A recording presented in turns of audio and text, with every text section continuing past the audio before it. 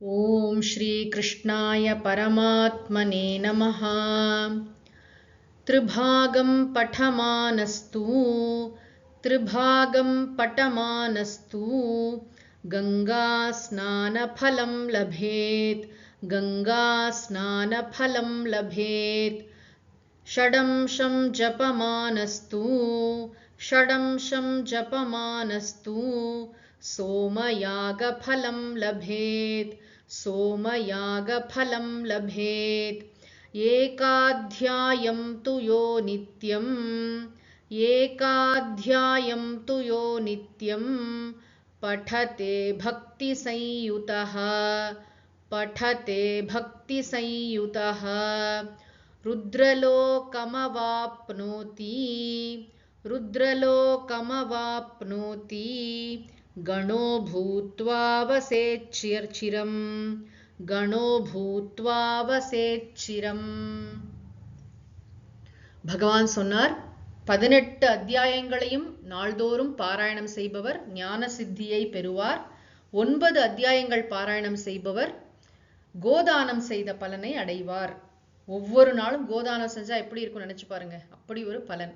சரி, என்னால் 9 அத்தியாயம் படிக்க முடியல அப்படின்னா பகவான் என்ன சொல்கிறார், 18ல மூன்றில் ஒரு பங்கு அப்படின்னா என்னது, 6 அத்தியாயங்கள். சரி, 6 அத்தியாயம் பாராயணம் செய்தால் கங்கா ஸ்நானம் செய்த பலன். நாள்தோறும் 6 அத்தியாயம் கீதையில படிச்சுட்டோன்னு சொன்னா கங்கா ஸ்நான பலன் கிடைக்குமாம்.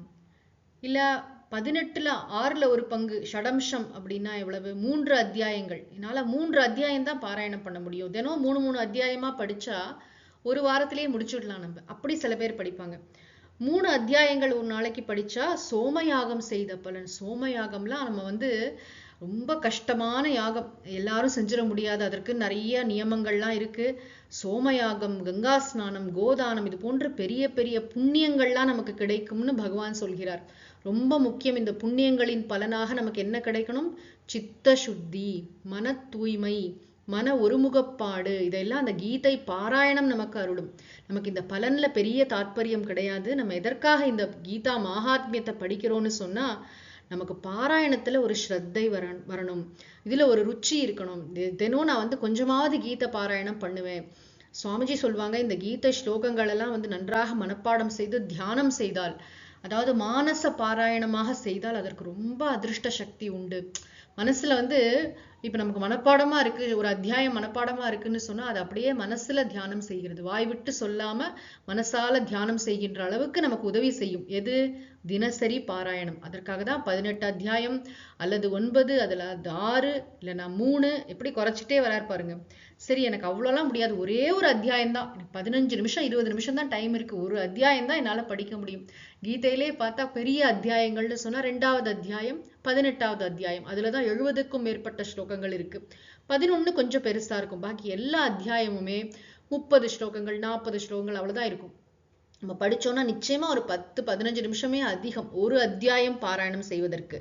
யூடியூப் எல்லாம் பாத்தீங்கன்னா ரொம்ப அருமையான ஸ்பஷ்டமான இதெல்லாம் கிடைக்கின்றன. அதாவது எப்படி பாராயணம் செய்வது என்று நம்ம குரு கிட்டையும் நன்றாக கற்றுக்கொள்ளலாம். எனக்கு பாராயணம் கற்றுக் கொடுங்க அப்படின்னு சொல்லி ஒருத்தங்கள்ட்ட நம்ம கத்துக்கிறது ரொம்ப சிறந்தது.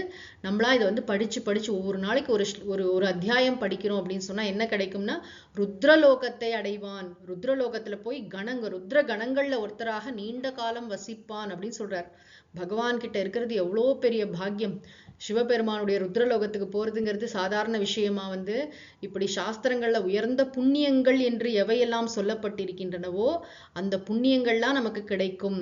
இது மறைமுகமாக என்ன உணர்த்துகிறார் என்றால், நமக்கு நிறைய புண்ணியங்கள் சேர்ந்தால் மனம் தூய்மை பெறும், மனம் ஒருமுகப்படும், மனம் பறந்து விரியும், கீதா சாஸ்திரத்தை நன்றாக உள்வாங்கிக் கொள்வதற்குரிய ஒரு வலிமை நமக்கு கிடைக்கும்.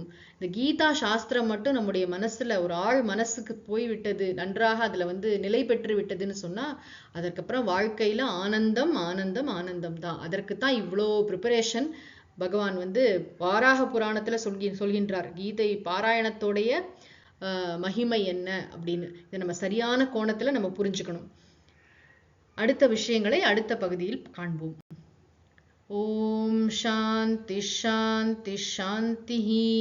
ஹரி ஓம் தத்சத். ஸ்ரீ கிருஷ்ணார்ப்பணமஸ்து.